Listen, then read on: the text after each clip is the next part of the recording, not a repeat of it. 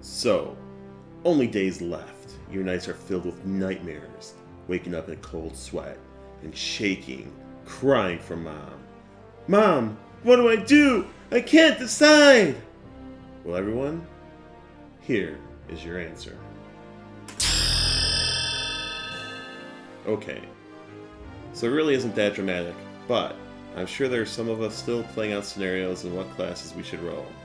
So I'll give you my take on the best classes to pick if your main goal is to raid DPS for Classic and Kerner. This isn't about soloing or farming, it's mainly just raid DPS.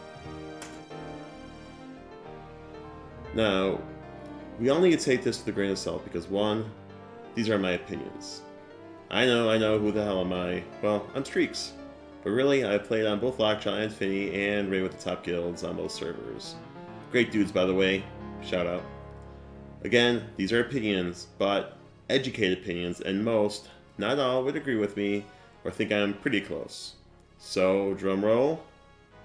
The best raid DPS is a monk. Asterisk. It's true, the monk usually is top of the charts. If the monk is actively engaged from the start of the fight, he'll usually finish at or very near the top, pretty much most of the time. This is because of the fist damage that was increased in a later expansion.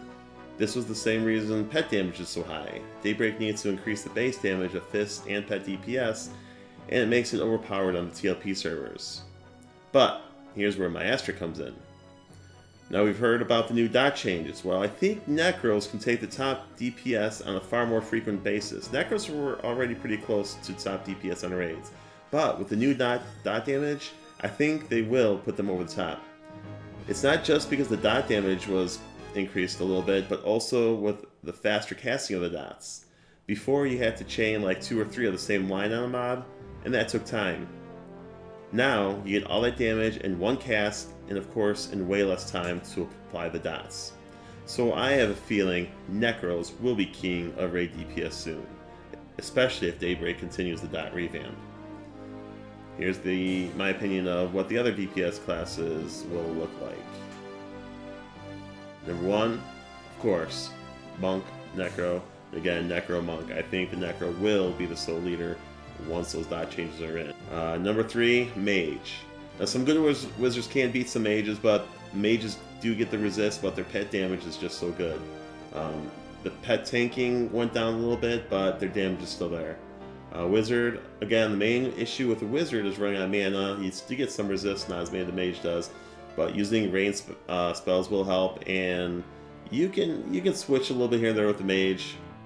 Enchanter, now again, proper charm pet, the enchanter can move up quite a bit. And then finally, druids. Druids actually will start making the list, I think. Again, mainly because those dot damage changes.